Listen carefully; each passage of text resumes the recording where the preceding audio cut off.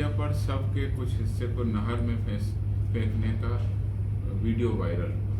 उसकी तुरंत जांच करेगी। इस घटना में जो भी कार्रवाई दिख रही वह नियम और कानून सम्मत नहीं है, वो अमानवीय प्रतीत हो रही है। खैर, आपके साथ मैं रोहित कुमार, आप न्यूज फॉर नेशन पर। बिहार में लगातार शराब की अवैध खेप जिस तरीके से मिल रही है और जिस तरीके से अब नेपाल के रास्ते बिहार में शराब की खेप पहुंच रही है, इस पूरे मामले पर बिहार पुलिस हरकत में आ गई। तो दूसरी तरफ बिहार के मुजफ्फरपुर में जिस तरीके से एक अमानवीय कृत्य पुलिस वालों की तरफ से किया गया, जब एक सड़क दुर्घटना में मारे गए एक व्यक्ति के शव को नहर में फेंका जा रहा था और उसका वीडियो जब सोशल मीडिया पर वायरल हुआ, तो इस पूरे मामले पर जो पुलिस मुख्यालय है वो हरकत में आ गया है।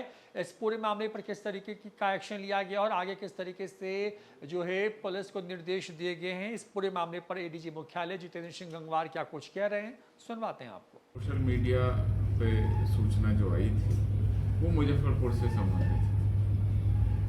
8 अक्टूबर को सुबह करीब 5:30 बजे मुजफ्फरपुर जिला के फकुली ओपी अंतर्गत नेशनल हाईवे पर एक व्यक्ति की चपेट में एक्सीडेंट हो जाने के कारण सड़क दुर्घटना में मृत्यु हो गई।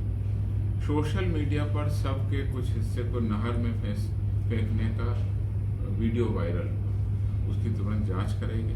इस घटना में जो भी कार्रवाई दिख रही वह नियम और कानून सम्मत नहीं है, वो अमानवीय प्रतीत हो रही है।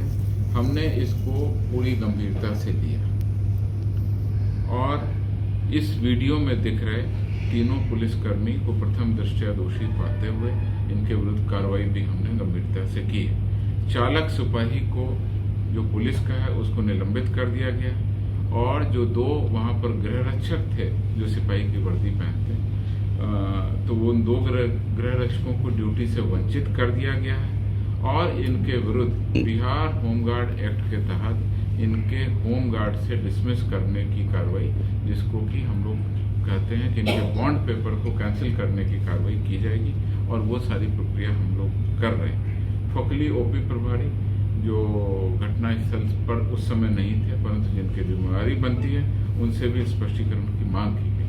अब इस पूरे प्रकरण की जांच करा करके जो गंभीर कार्रवाई है हम लोग इनके विरुद्ध में आगे करेंगे।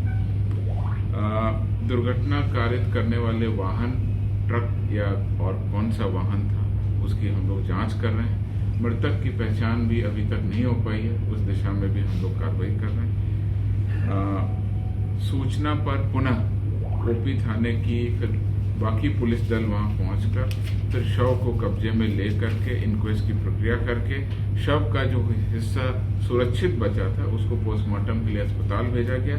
इस संबंध में फकली थाना कांड संख्या 543/23 दर्ज कर दिया गया और इसका हम लोग अब अनुसंधान कर रहे हैं। आपने जो प्रश्न पूछा मैं एक अपील के रूप में सबके सामने रख देता हूँ। शराब पीना पूरी तरह से स्वास्थ्य के लिए हानिकारक, सेहत के लिए हानिकारक है। चिकित्सकों की राय में यंग बच्चे हों, युवा हों, वृद्ध, किसी भी एज ग्रुप में शराब पीना आपके लिए हर तरह से नुकसानदायक है। लिवर से लेकर के आपके हृदय को, सभी तरह के रोगों को ये पैदा करता है। जो नकली शराब, जो जहरीली शराब है, उससे आंख की रोशनी जाना और बहुत तेजी से वो असर करता है। कई लोगों को लगता है कि ये शराब अच्छी है, इससे असर हो रहा है, लेकिन वो जहरीली शराब है। किसी भी तरह की शराब खराब, वो सेहत के लिए बिल्कुल हानिदायक है। अगर आप वर्ल्ड हेल्थ ऑर्गेनाइजेशन का डेटा देखेंगे तो बहुत सारी डेथ का कारण शराब है और शराब के कारण पीने से जो हेल्थ खराब होती है वो डेथ तो एक तरफ है। जब आप शराब पीते हैं तो उसके कारण जो एक्सीडेंट होते हैं, उसके कारण जो डेथ होती है, उसके कारण जो आपको नुकसान होता है, अगर आप एक्सीडेंट कर गए और आप डेथ नहीं किए तो आप जीवन भर अपाहिज हो गए,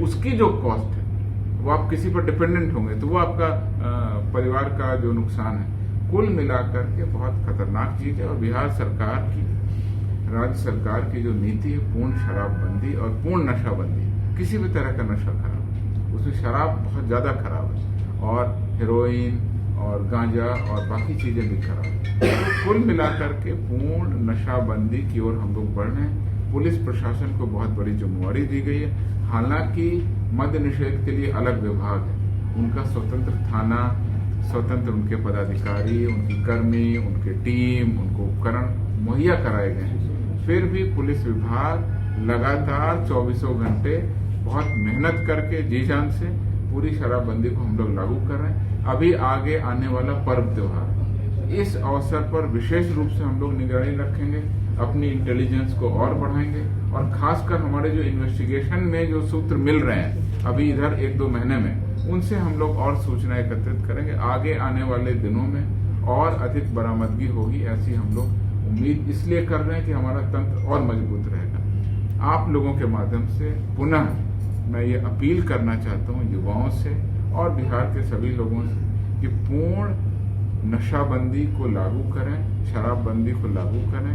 अगर शराबबंदी है तो एक बहुत अच्छा नारा है, महिलाएं सुरक्षित, घर के अंदर भी, घर के बाहर।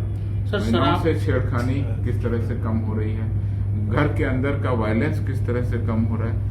जब आप पटेल भवन आते हैं तो उसके बाहर ही थोड़ी दूर पर एक पोस्टर लगा है जो सबसे इस पूरे मुहिम का सबसे आकर्षक पोस्टर लगता है। बहुत सारे पोस्टर, बहुत सारे दीवार लेखन का काम आपको पटना में दिखेगा। शराबबंदी के कारण महिलाएं सुरक्षित, घर के अंदर भी, घर के बाहर। तो ये बहुत बड़ी अपील है। मुझे लगता है कि आप लोगों के माध्यम से इसको शराबबंदी को मजबूत तरीके से लागू किया जाए। पुलिस कर्मियों को हम लोग लगातार एक्टिव रखे हुए हैं, समाज को एक्टिव रखें, ये मेरी आपसे अनुरोध है।